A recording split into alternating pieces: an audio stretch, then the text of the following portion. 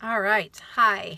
It's Dr. Boz here, and yes, I am doing this in my car, and I am taking advantage of the uh, few minutes in my day where I don't have kids and I don't have clinic, and I have just a ton of questions that are coming in through the social media, and I'm trying to find a way to respond that is time efficient. I might be failing here, but I am actually really trying to make this work. I want to start out by telling people who tuned in for the last YouTube live. It would be the second YouTube live one that I've done, and it only lasted 5 minutes. And that's because the phone literally froze.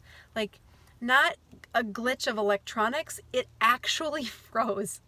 And that's because 2 days ago in South Dakota, we had a snowstorm, and I asked my 12-year-old to hold the camera for YouTube live, and he did a great job. And in the middle of the video, he's like, "Mom, the video died." And so some of you were able to flip over to Facebook because I was trying to do both of those at the same time, and it worked out okay. But it turns out that Facebook doesn't have nearly the number of people that the YouTube following does. So I think I have it set up right. I am going to put on my glasses here because I wanted to say hello and say, if you can tell me where you're from, it really helps me. Again, for those of you that have done any of this social media stuff, you are sitting here in the quietness of your alone world, but you're really, really speaking to thousands of people. And I just thought I'd take a few minutes to talk about my fast. If you've been following, I announce a fast every Sunday, and I do this for the support of my patients. I have a ton of patients who have learned about the ketogenic diet and have come to my group. And when we do that, it sparks their family to want to know a little bit more about the ketogenic diet. Mainly, they think that the patient must have a really crazy idea that high fat is really going to reduce their inflammation or help them fight cancer or help them heal from the inflamed state of insulin. But that is indeed true. And so when they couldn't voice the answers themselves, I put together a list of YouTube videos, and that has really been a powerful education tool. The ability to take the science and deliver it in a way that answers questions to patients is really what motivated me to do this. It is why I wrote the book for my mom. These were love notes of little lessons to keep her focused on how to stay ketogenic while she's fighting cancer. And those little notes turned into a book. The book, Any Way You Can, has been a huge hit over the last 3 weeks. It's been out for 6 months, but just kind of a trickle of reviews and interest, and now this incredible response, which is why I'm doing a YouTube live in my car, because I am not prepared for this much media attention. And I really do think that the questions that folks have out there are incredible. So let's get to some of those. I've seen some of them come across already.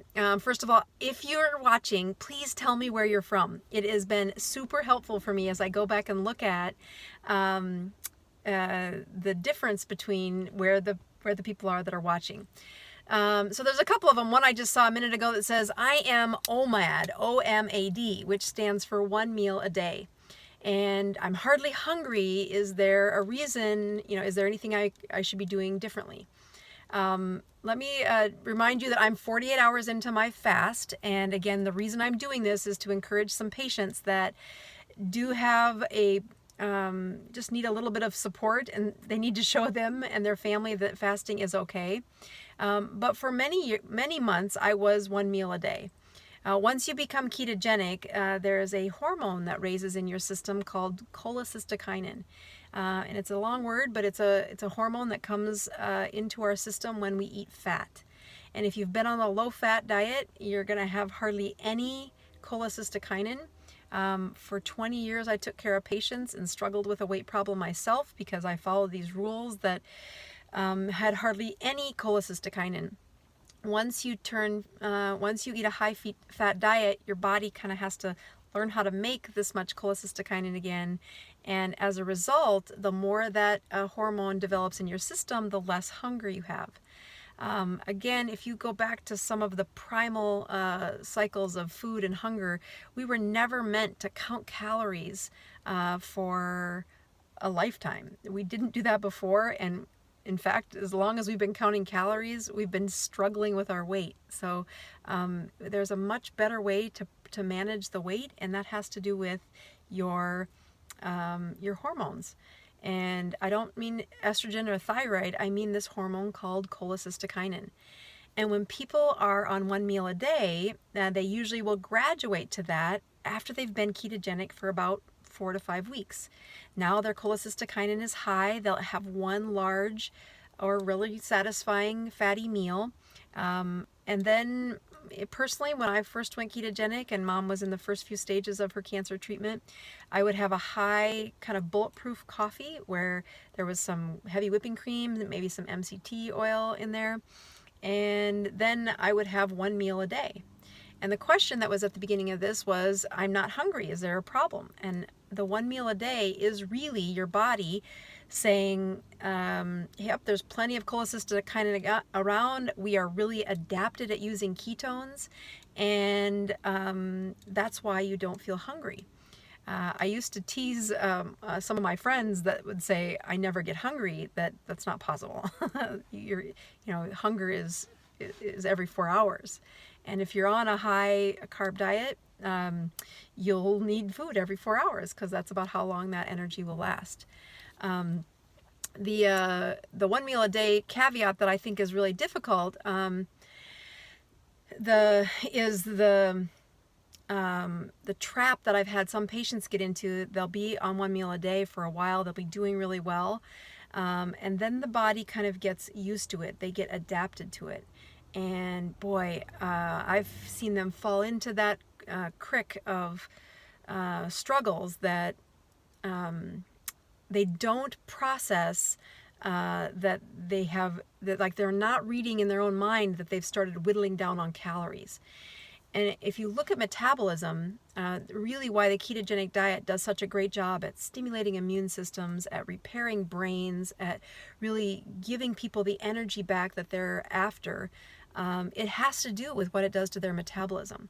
And I've seen so many patients plateau on their weight loss when they do one meal a day if they're not really paying attention to what the calories are in their, and I don't want them to pay attention to calories, but they have this natural habit that they've been practicing, which is to lessen their food, to decrease the amount of volume of food that they want to, that they're eating. And that's what happened with one meal a day, is that at first they were eating a very satisfying meal, but this sneaky habit comes back and the body kind of establishes its like zone again. And that leads to a stalled or plateaued weight loss. So what I've really been adamant about when we talk in our keto group that I host every Wednesday, is we talk about really listening to your system. I want your body producing that cholecystokinin and giving you that satisfaction of feeling full. You can't substitute volume of food as much as you can stimulate this hormone. And if you stimulate that hormone, you can feel full for the rest of the day. In fact, that's how most of our primal eating was done. When you look at some of the uses of stored fat, which is what that's what you celebrate in this ketogenic diet, is that you're finally emptying those stored fat cells. The hormones that allow that are the lowering of your insulin over time, and that one meal a day is a really good way to improve the amount of stimulus for insulin. So if you go back to the earlier thing I was saying, where if you're on a high carb diet, you're going to want to eat every 4 hours. And what happens every time you eat is you stimulate the production of insulin. With insulin production, leads to the storage, your fat cells become locked down. So that insulin hangs out too high for too long, and then a little more insulin is produced. And this is the pathology of insulin resistance, where the insulin has a very important message, but it's around all the time, so the message almost becomes obsolete. When you go ketogenic and you're down to less than 20 carbs a day, it takes about 2 to 3 weeks before people start to say, geez, doc, I don't feel like I need 3 meals a day, and they'll go down to 2 meals a day. And I'm really encouraging them that I will not write them out a meal plan, but instead I give them this really confidence of saying, no, we want you to listen to your body. And that means that this hormone, cholecystokinin, is going to flow through your system, and it's going to do some pretty cool things for suppressing hunger. As soon as the body's in a fasted state, which they'll start to practice that with a 1 meal a day, the cholecystokinin is only going to give them that message for a while, but because they're keto adapted and the insulin is low, they're able to open up those fat cells and use the calories from fat over the last, over the hours when they're fasting.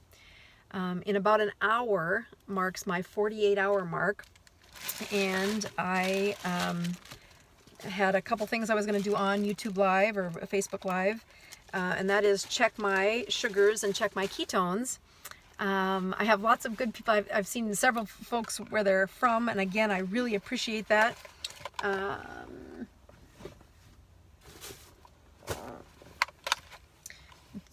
Let's see, it's really hard to check blood sugars when you don't have a Lancet, which I don't have, so I'm going to have to do this without.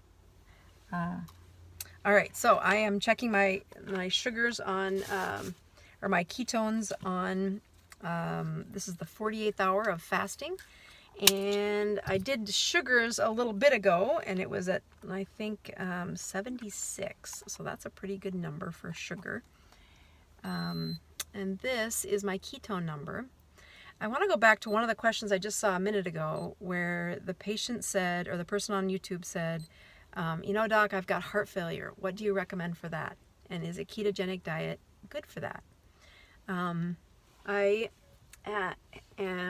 Check that out. So my ketones are 3.7. That's a really good number for me. And that's 48 hours in. I can't seem to find where my glucose strips are, so that'll have to wait. But I did do glucose check at about an hour ago, and that was it was in the 70s or something. So that's a good number for me.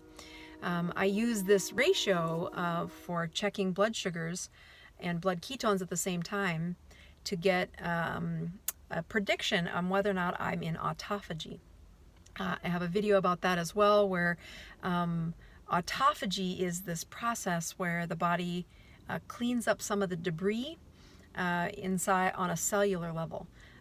It's kind of a newer conversation in medicine, where they've been doing research for a while, but the Nobel Prize in Medicine in 2016 was awarded to this topic because of our understanding that really recycling these proteins and the debris is an important part of brain health, an important part of our body's aging.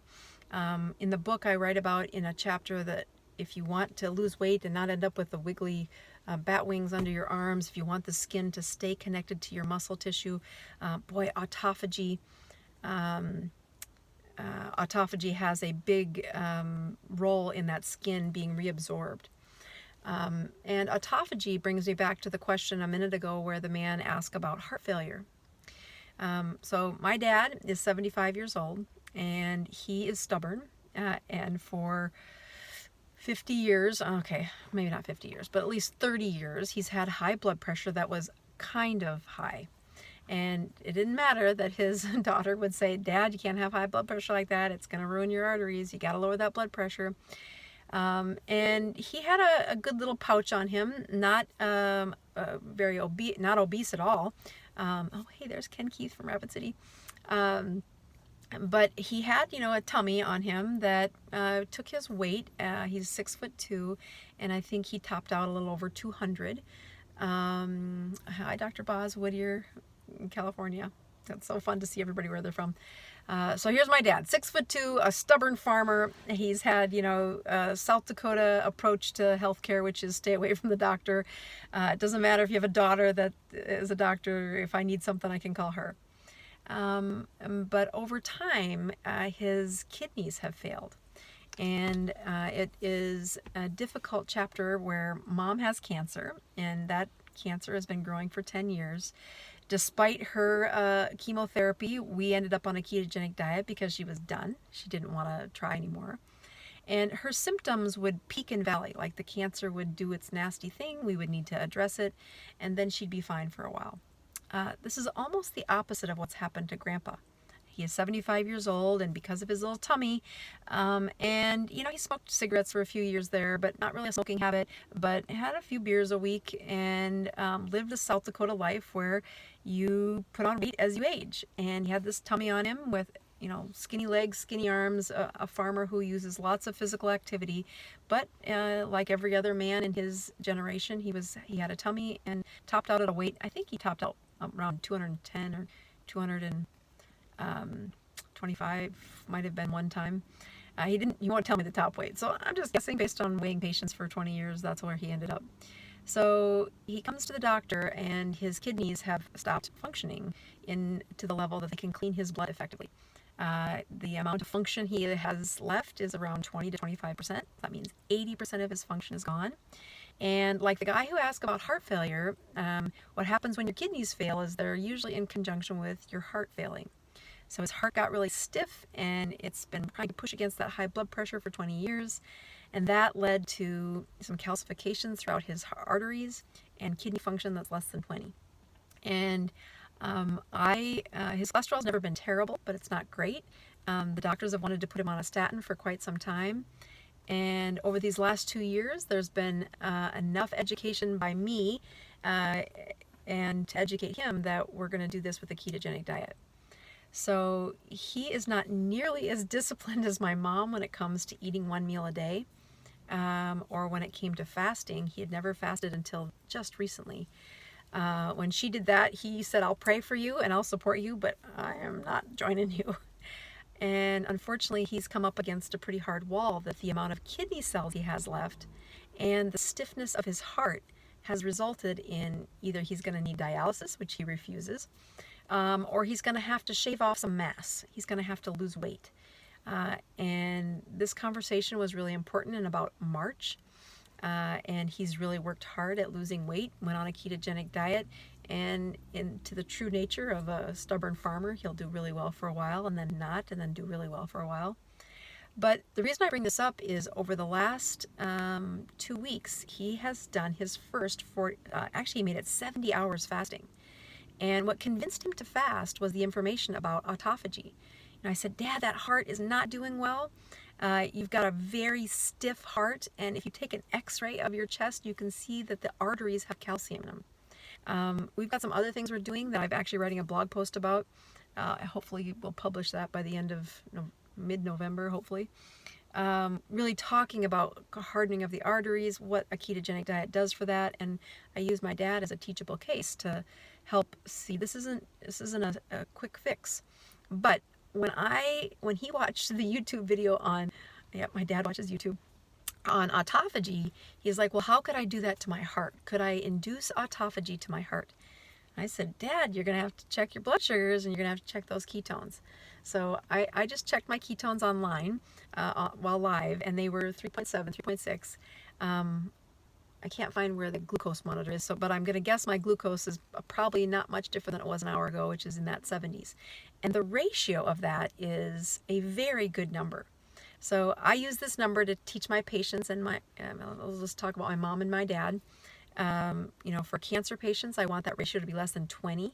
So that's really hard to get to. You usually have to fast for extended periods to get them down there. And sometimes we supplement with exogenous ketones, and there's kind of mixed literature on whether or not that's going to get her autophagy or not. We can't do a blood test to see if mom and dad are using autophagy to recycle their cells, but what we can do is measure those blood glucoses and the blood ketones. So the blood glucoses and the blood ketones in a ratio, if I can get the ratio less than 20, which means the glucose is like 80, and those ketones are, 4. I mean, at least 2.5, 3 in that range. That's how you get those sugars down so low. I mean, that's how you get the ratio down so low, is the sugars have to be down and the ketones have to be high. But for Dad and his heart disease and his kidney failure, in addition to trying to get him to lose a little more weight, I told him his kidneys can clean about 160 pounds worth of tissue. So if he can get his weight down to 160, he can stave off dialysis. But the other part that's happening by him trying to reach that goal is he is igniting the autophagy to recycle the debris that's in his kidneys and in his heart. Now, there's not a double-blinded placebo-controlled trial about this, but there is evidence to show that weight loss is one of the most powerful things you can do to help someone in heart failure and someone who's in kidney failure, both of which my dad has at 75 years old. Okay, so I am going to, here it says, keep lots of notes. It sounds like your dad is another book in the wings. That's totally what I was thinking, actually, is that I was planning on writing a book the first time. Writing a book is really hard because I have to pause a lot of parts of my life to sit and think. And fasting has helped, but it's a lot. But I'll tell you, it has been the most rewarding journey to see how many people have been helped by reading these notes that I wrote for my mom. And I can see that there's a lot of ketogenic books out there. Why would my book be better, or why would my book be chosen over others? And I thought it'd be important for my mom. But what I've heard from dozens, I mean, go read the book reviews, is that the language of explaining in a very clear process while using a story about my mom has been powerful in other people seeing that this diet isn't just about weight loss. It is about removing inflammation from your body. And, I am 48 hours into my fast right now, and I really do like being an example for patients. It's very helpful, but I'll tell you, I rarely make it to 72 hours unless I have a specific patient in mind. So that's probably my character flaw, that I'm really good about just journeying with people. But if I don't, I do believe that if you fast without a purpose, it's just like it's another diet. But fasting and having a purpose behind it really can be, when you get to those tough moments of hunger, you can pray through it, you can meditate through it, and use that as a way to stimulate getting to that 72-hour goal.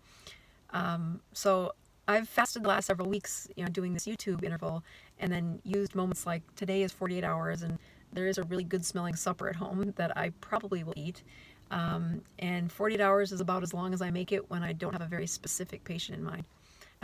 So when I look at the next book, it is probably going to take this to the next level, which is answering some of these questions about how do I use autophagy, how do I use, there's Nancy Booth saying, reading your book 5 months into keto and learning so much. Bought the Kindle and the audiobook. Thank you.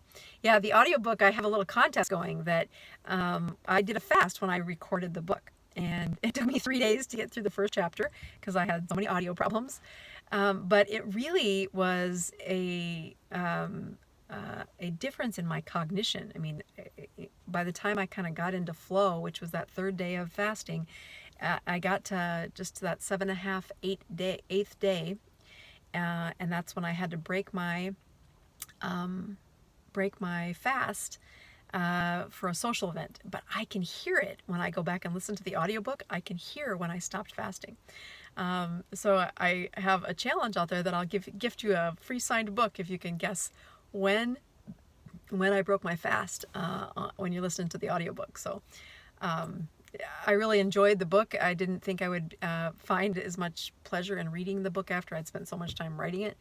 But it was actually great closure for where Mom was at the time, and she wasn't doing as well by the time the book had ended. We had to have a dose of chemo shortly after it was published, and I was trying to get it published before she died. And then she didn't die. She's doing great. She is, if you watched the YouTube Live, YouTube Facebook Live about a week ago, I did a interview with her when the book hit. We got a bestseller sticker on Amazon for our book. And I just want to say thank you for all of you that have tuned in. I am going to just scroll through to see if I can see some of the other questions. It's been a very, oh, there's somebody from Virginia Beach. Let's see. Oh, somebody from Ontario. That's really cool. The 1 meal a day is, and again, it keeps coming up over and over again. 1 meal a day is there's a chapter where that's really important. And I really find that, oh, here's the guy that I was looking for. His ejection fraction is improved since he's been on keto. And that's, I guess, the point I was trying to make with my dad is that he is fasting, and his ability to keep the fluid out of his legs, which is a sign of heart failure, a sign of kidney failure. Since he's been keto, he has been able to shed plenty of the weight, but he's also had an improvement in the way his heart functions. The blog post I'm writing about that is really powerful. I really am glad. Not that he has troubles, but there's so many teachable moments in my dad's case of chronically having high blood pressure, having just a little pudge of a stomach, but probably having high insulin for many years, and then how much a ketogenic diet has really resurfaced his life, his brain, his heart. So congratulations to Tara Lee for the improvement in the ejection fraction. I've seen that. I've seen a couple other strange things that it's kind of hard to put them in social media. One of them was that I had a skin tags are very common for high insulin, but I had a couple of people where their moles fell off. I thought, can't be from keto in it. But I actually, now that I'm 2.5 years into studying this, I think it is. I think there are there's a connection between the growth of moles and the insulin levels. And when they get so low, they change enough where the skin tags, I understand, those are not moles. But these were actual moles that fell off of people after they went keto. So anyway, I still, the jury's out, but I'm watching that one. So I wanted to say thank you for everybody tuning in. I will go back and read your comments. I really appreciate you putting in the comments and spreading the word about the ketogenic diet. If you haven't checked out my book, I would love for you to buy my book, The Love Lessons I Wrote for My Mom While Going Keto and Fighting Her Cancer. I am a new author. I'm new to this. I'm new to managing how to keep all this social media stuff up. So if you have read the book or listened to the book, I read every one of the book reviews of all the social media that I keep up with. I think I'm like 500 messages behind in some of these Facebook places, but the ones I read every night are the ones about people writing a review of the book. It is the most powerful connection of meeting, never knowing a stranger and helping them and reading those reviews. So please send a review. Until next time, I have a couple of blog posts and videos coming your way. The questions you put on these rolls help me decide which articles. So thank you, and until next time. Let's see how I end. Are you sure you want to stop streaming? Yes.